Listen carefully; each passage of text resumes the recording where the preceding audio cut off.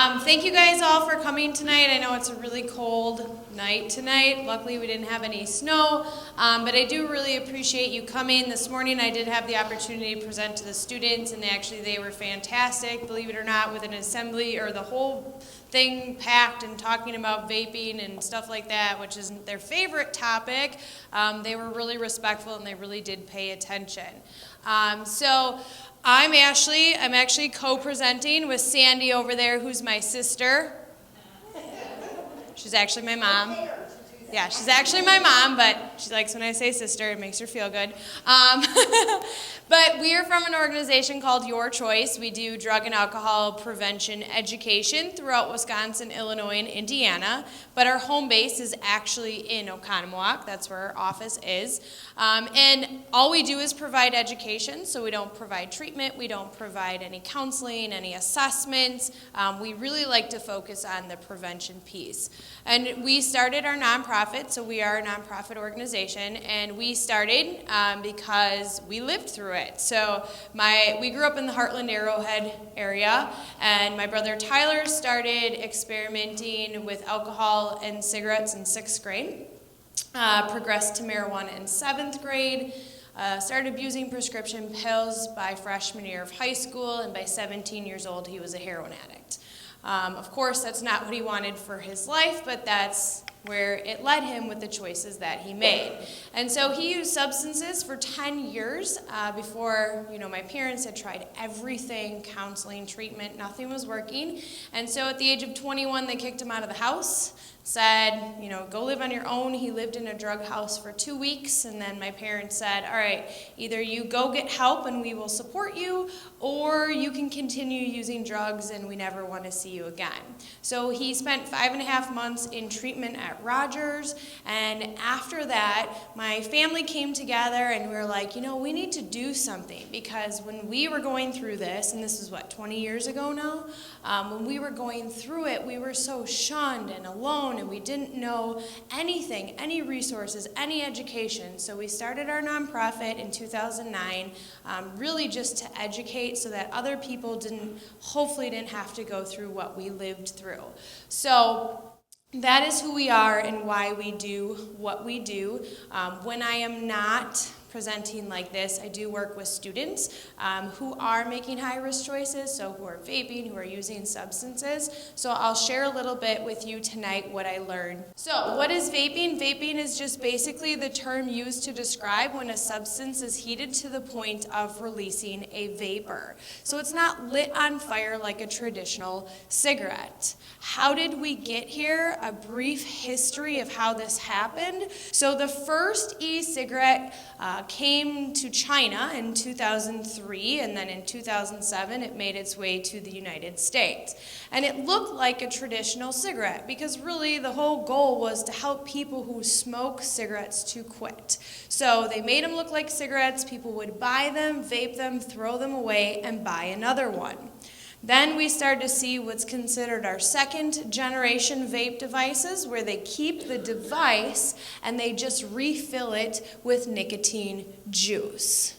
Then we started to see our third generation, our box mods, and these are the ones where, when you're driving down the road and you're like, oh my gosh, is that car on fire, right? Because there's so much vapor. These do produce a lot of vapor. They're not obviously used a lot in schools, but kids do like to use them outside of school because they can do tricks with that vapor. So they like to do tricks and put it on like their TikTok or some of those social media sites. So again, not hugely popular in schools, but outside of schools they are. Then we started to see our fourth generation e-cigarettes, and these are the pod style ones. And these are sleek, they're small. I have some here, I'll show you later so you can see just how small they are. And it's really when we started to see our young people getting into vaping. Now, devices.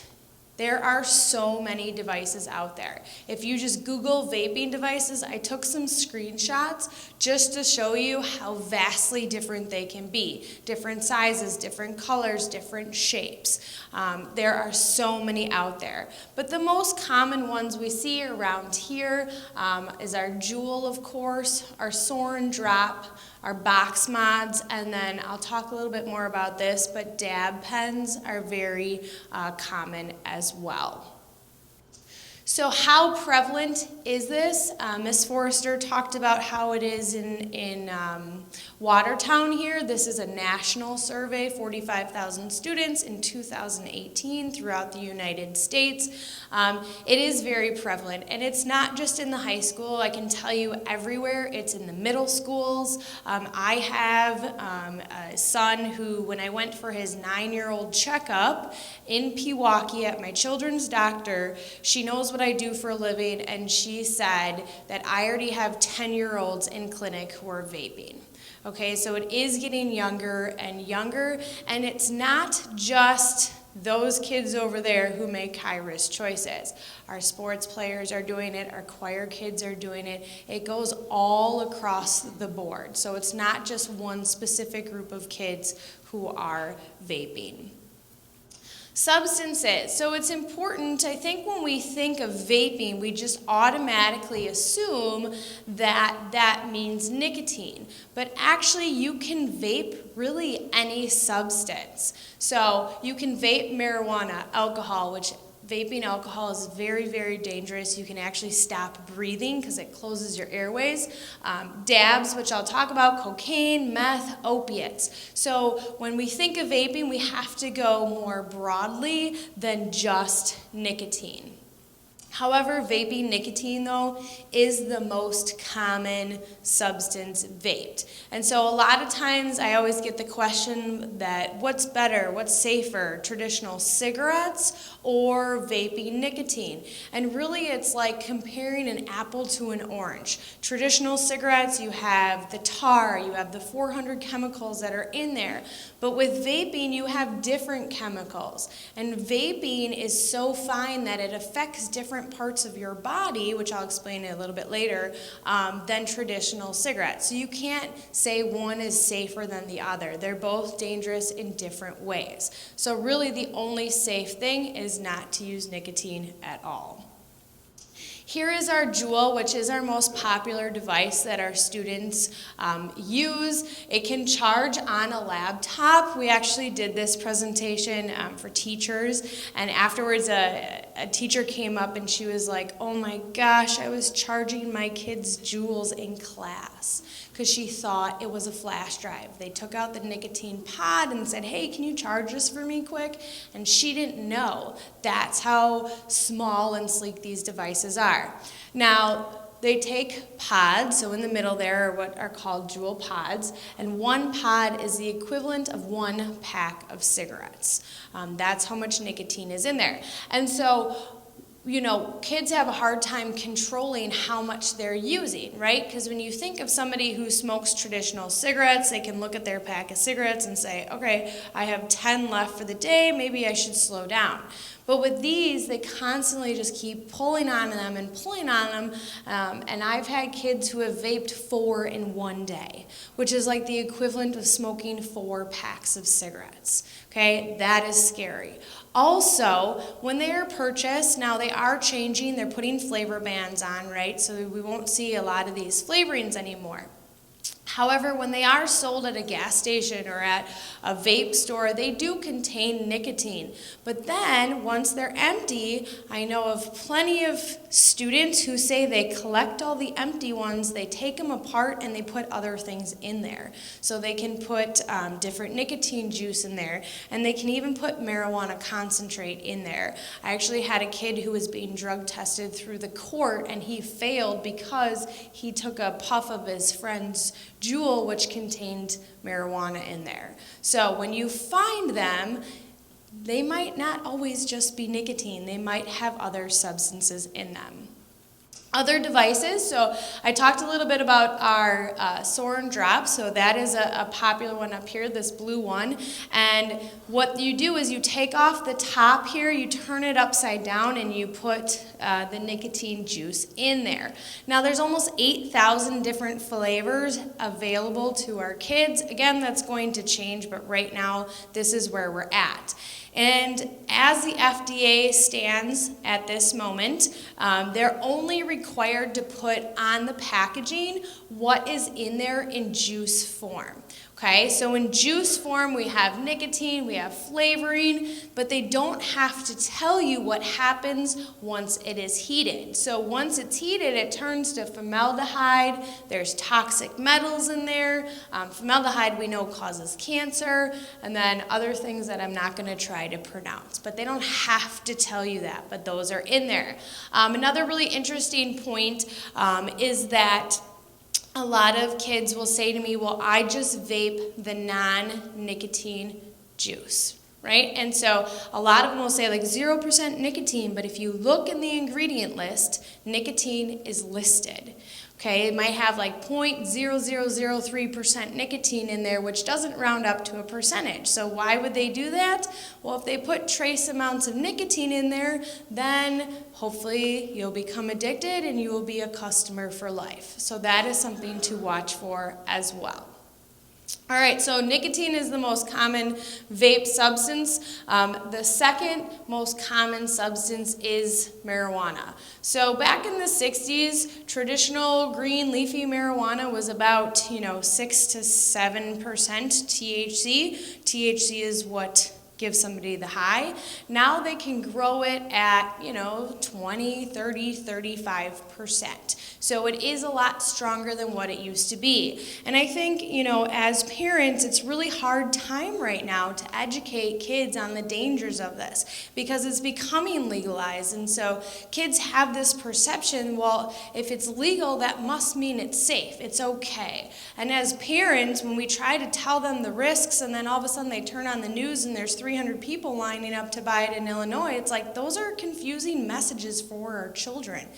And even the people who want it legalized agree that teenagers should not smoke marijuana. And I'll explain a little bit more why that is there. So in these legal states, they have to be 21 because it really can impair their mental ability, which again, I will talk about. But it is important as parents, just to reiterate that even though they're seeing all of this messages, none of that is for teens. It's all for adults. And there are risks, even if they legalize it. Alcohol, nicotine, both legal substances, both carry risks, and it's important that we share those with our kids.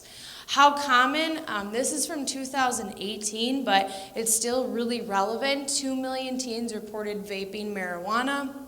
And now we have devices for people to actually vape marijuana. So this one has a specific chamber that you can put dry green leafy marijuana in and vape it. So why would somebody vape it versus smoking it in a traditional joint or a pipe, right? Why would somebody do that?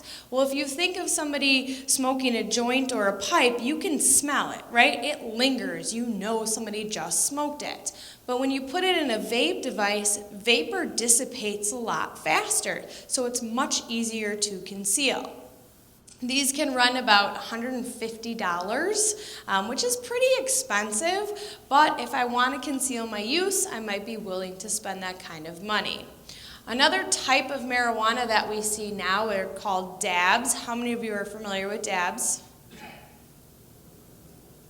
One person.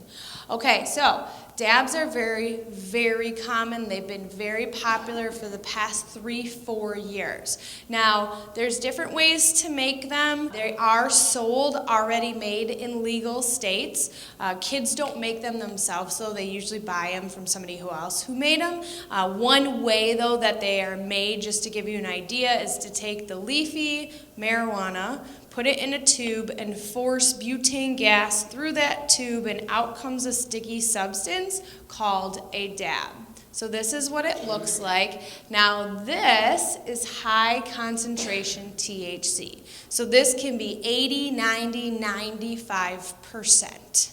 So it's very, very strong. And they're really popular for our young people because all they need is just a little bit and they can get very high from it. Now in this form, it smells like marijuana, okay? But when they take a little bit off and they put it in their dab pen, so this is specific for melting this wax, this doesn't smell. So kids can actually vape in the house. They can use it in the bathrooms at school, and nobody knows they're smoking marijuana.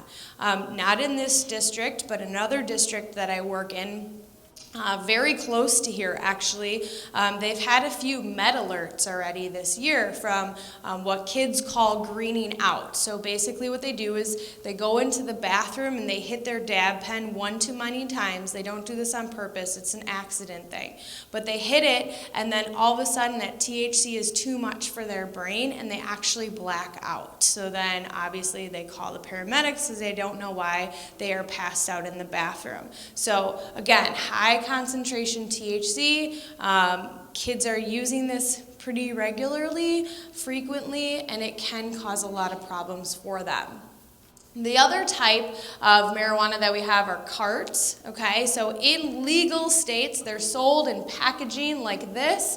What you do is you open the package. This is the cart that you pull out, and then you spin it onto the base of an e-cigarette and you vape them.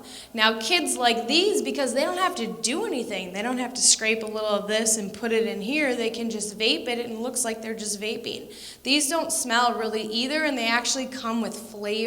So now you got high concentration THC with different flavors, easy to conceal, bathrooms, bedrooms, anywhere. What's scary about these though is anybody can buy empty cartridges online. You can actually buy packaging online and you can make your own. So people can make these in their basements and they can put whatever they want in them. We've heard of stories of them testing positive for rat poisoning, right? Because put a little liquid in there, sell them to some kids that think that they're going to get high on THC, and they put other substances in there. So that is really scary. All right, so why do teens vape? So when we ask them, why do you do this? These are some of the common responses. They're not as gross as cigarette smoking. You don't smell, your teeth don't turn yellow. The flavors make it fun. They say there is a tobacco flavor, and a lot of my students will say, well, if tobacco was the only flavor, I would never vape because it's so disgusting. They're easy to hide and get away with. It does give them a nicotine buzz. And we don't know the long-term effects of vaping. So we can't say if you vape for 30 years, this is what's going to happen to you. But if we look back when cigarette smoking first became popular, these are the ads that were out there. We have babies and cigarettes and doctors and cigarettes, and everybody thought it was such a great thing. And then after some time, these are the ads that we started to see. We know that cigarette smoking is bad for you, but these are the ads that our kids see, and that's not scary. We've got bright colors, we've got good-looking, attractive people. This looks good and safe for our kids. But I can guarantee in a few years, we're going to start to see more of this. Every day we're learning more about these risks. And so really it's just another generation of a different type of smoker. All right, so what are the health risks? So we talked about the substances that are available to our kids. What about the health risks? What do we know about the health risks of vaping? So we're learning that it can raise blood pressure, heart rate. It can make them sick to their stomach if they've had too much nicotine. Obviously, it can cause problems in their lungs, coughing, wheezing, worsening of asthma. Here are some headlines that I've pulled. They're full of fungus and bacteria. They tested a bunch of them and found that growing, so that's pretty gross, probably not something you want in your lungs. They also contain chemicals. So one of the biggest arguments that kids always tell me is, well, it's just food-grade chemicals that they put in there, so how can that be bad for my body? But when you eat food-grade chemicals, it goes into your stomach and we have all these amazing acids that break it down and take it away. However, when you put food-grade chemicals into your lungs don't have that cleaning mechanism. And so vapor is so fine that those chemicals can get to the bottom parts of your lungs, those deepest pockets. And then that is where your body pulls that oxygen in order to oxygenate the rest of the body. So basically what those chemicals are doing is suffocating the rest of the body. I was working with a lung doctor, and she said that because of these chemicals, teens who are vaping today might not have the lung capacity to walk upstairs by the age of 60, and that is really scary. And let's not forget that nicotine is a very addictive substance.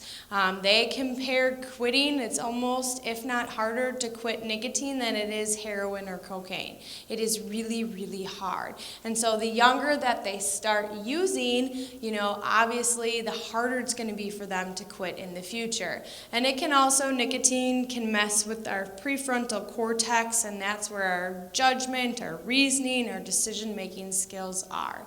So nicotine in a growing brain is not great. All right, health risks. What about for marijuana? Marijuana, just like nicotine, is an addictive substance, especially if they start in the teenage years. If you look at the United States and you take all of the kids under the age of 18 who are living in a residential treatment facility, there are more teens in there for marijuana than all other illegal drugs combined. Because they feel like it's safe, so they smoke it, and then something happens where they need to quit and they cannot.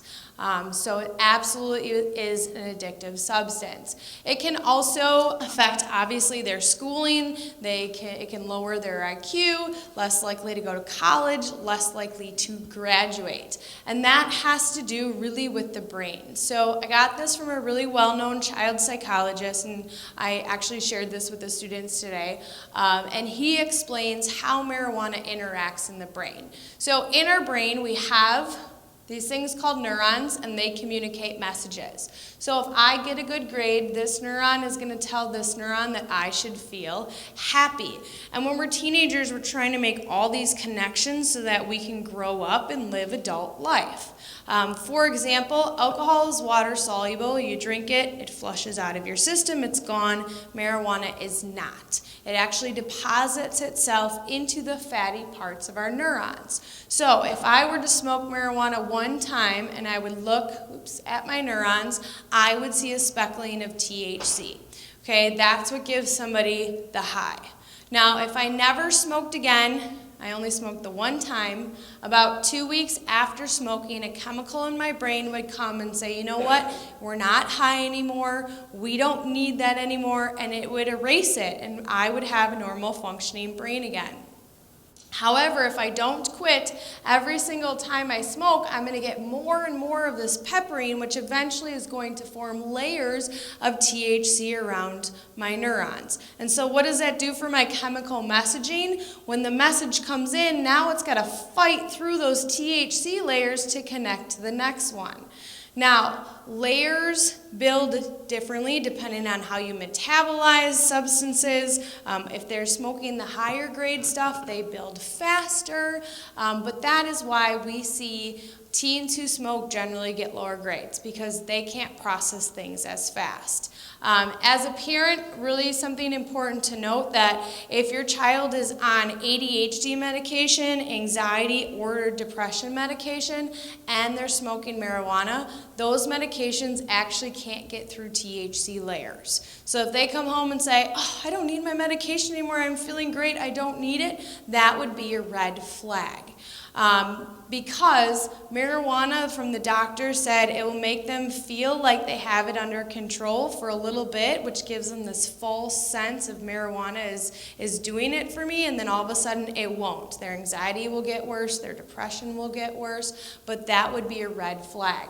Also, you can get up to 400 layers of THC around each neuron, and then after that, your brain can't really recognize it. So if I've been smoking marijuana for a while and it's it's not giving me the high anymore that I'm looking for, what am I likely to do?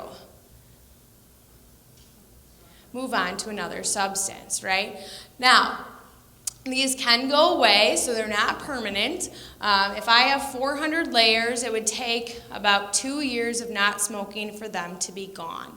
And so kids are like, oh, well, that's great, then I'm just going to smoke, and then I'll quit as an adult, and I'll be fine. But that's not really what happens. So if I smoke as a teenager and I quit, and now I'm 25 years old, I'm not mentally going to be that of a 25-year-old. Because while I was smoking, I wasn't making connections that I need to live adult life. So I'm going to have to make that up now that I'm 25 years old. So really, that is one of the biggest risks for teens, is they just don't develop mentally when they add a substance into their growing brain. All right, other health risks associated with vaping.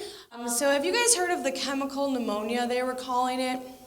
Where kids were going in, or adults were going in, and they were taking chest x-rays, and they looked really cloudy, and they're like, oh, you have pneumonia, and then they would take their blood and find out that their white blood cell count wasn't up. So they're like, what is going on here?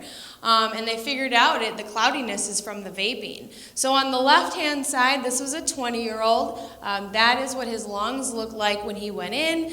They actually had to put him in a medically induced coma for a whole week in order to let his lungs heal. And then on the right side there is what they look like afterwards. Now he's 20 years old, but they said his lungs are now that of a 70-year-old. So there's things that he's going to do or he can't do anymore because of the damage that was done.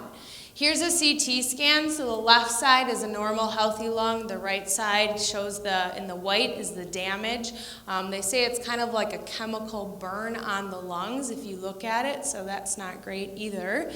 We have had deaths. Our first death in Illinois in August. We're up to, I think, 58 or 59 deaths now, and we don't exactly know what's causing the deaths or the people who are getting hospitalized. We don't know yet. There's speculation of vitamin E or things being the THC cartridges, but they haven't been able to exactly pinpoint what's causing that. So I think it's going to take a few more years before we actually know what that is. All right, if you get grossed out by gross pictures, now you put your heads down and everybody fainting or passing out on me. They're not that bad, but devices can and do explode. YouTube has a whole ton of videos of them exploding, and this is some of the damage that it can do. Third-degree burns on the face, on the hands, in the pockets. Here's actually a 17-year-old. I found a picture of his jaw. It exploded in his face and cracked his entire jaw, lower jaw. Right? That's how powerful that explosion was. All right, so how do kids get these devices? They did change the law. Now you have to be 21 to purchase or possess a vape, but kids still get them. So we do have parents who buy them for their children. Gas stations that don't ID, gas stations are getting a lot better, but the vape shops are usually the ones that are more lenient with IDs. Online, so you can buy a ton of devices online. Some of them don't ID you, but some of them require you to upload your driver's license into their system. So then my students say, well, I just steal my parents' driver's license in the middle of the night. Upload it onto the site, now I can buy as much as I want, right? Older friends will buy them for them, and then gift cards. So we do a mock bedroom where we show parents where kids can hide things in the bedroom, and afterwards a mom came up, like 2 days later, she came to our office and she had a whole bin of vaping devices. And she's like, my son is 15 years old, and I was like, how did you get this? And he said, Mom, you know those Visa gift cards you give me for Christmas because you have no idea what to get me? That is a credit card online. So he was able to buy them online, have them shipped to the house. He gets home before she does, intercepts the package. She had no idea. This kiosk up there is in Brookfield Square Mall, right outside of American Eagle. How the legal stuff was, vaping didn't fall under the tobacco, so they can advertise for vaping. Now that's going to change, but that's how they're able to put those kiosks right where our kids shop.